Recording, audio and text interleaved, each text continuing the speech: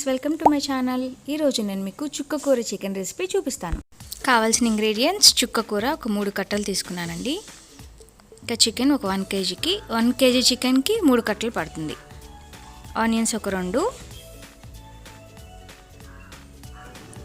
ఒక బాణీ పెట్టుకొని ఆయిల్ ఒక 3 స్పూన్స్ వేసుకోండి. దాంట్లో చెక్క, లవంగం, జీరా అన్నీ వేసేసుకొని కొంచెం ఫ్రై చేయండి. ఇప్పుడు కట్ చేసుకొని పెట్టుకున్న ఉల్లిపాయ, పచ్చిమిర్చి వేసేసుకోవాలి. ఇవి కొంచెం ఫ్రై అవ్వాలండి. కలర్ చేంజ్ అయ్యే వరకు ఫ్రై చేయండి. శుభ్రంగా కడిగి పెట్టుకున్న చికెన్ ఇప్పుడు వేసేయాలి. ఇప్పుడు మనం స్పైసెస్ అన్నీ యాడ్ చేసుకోవాలండి. సాల్ట్ ఒక 2 స్పూన్స్ వేసుకున్నాను నేను. పసుపు ఒక స్పూన్,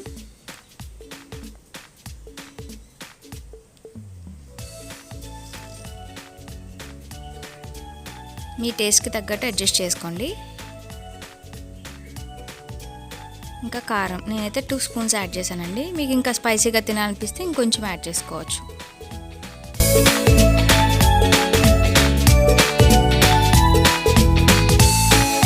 ఒకసారి కలిపేసేయండి. చూడండి వాటర్ ఎలా బయటకు వస్తుందో. చికెన్లో వాటర్ అంతా ఇంకిపోవాలి. అప్పటి వరకు కొంచెం ఉడికించాలి మనం. బాగా కలిపేసుకొని మూత పెట్టి ఒక 10 minutes అలా ఉడికించండి.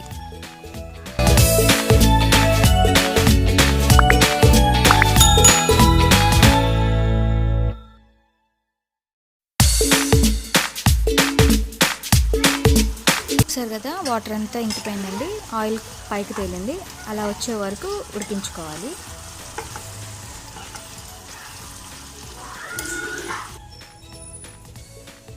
ఇప్పుడు మన మెయిన్ ఇంగ్రీడియంట్ చుక్కకూర. ఇలా బాయిల్ చేసుకొని వేసుకుంటే ఆకులాకులుగా ఉండకుండా ఉంటుందండి. నేను కొంచెం సాల్ట్ వేసి బాయిల్ చేసి పెట్టాను. మెత్తగా అయిపోయింది.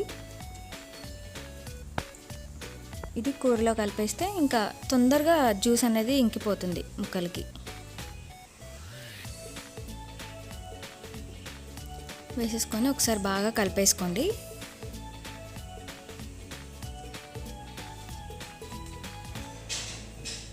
మూత పెట్టేసి మళ్ళీ ఒక 10 minutes అలా ఉడికించండి. సిమ్లో పెట్టేసి ఉడికించండి.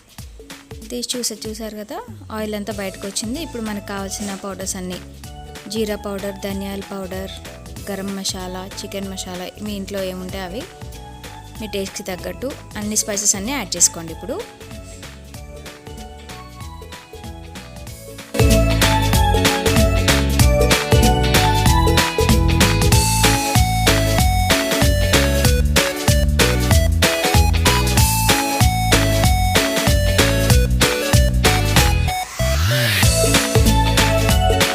కొంచెం కొత్తిమీర వేసుకొని ఆఫ్ చేసేయండి స్టవ్ని. ఇంకా సో అంతే ఫ్రెండ్స్, చాలా వేడిగా చుక్కకూర చికెన్ రెడీ అయిపోయింది. ఇది గోంగూర చికెన్ కంటే కూడా చాలా బాగుంటుందండి.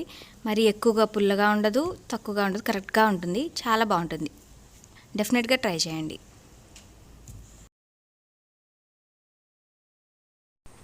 సో అంతే అమ్మలు, ఇలాగానే మీ పిల్లలకి పెట్టారంటే ఒక్క ముద్ద వదలకుండా తినేస్తారండి.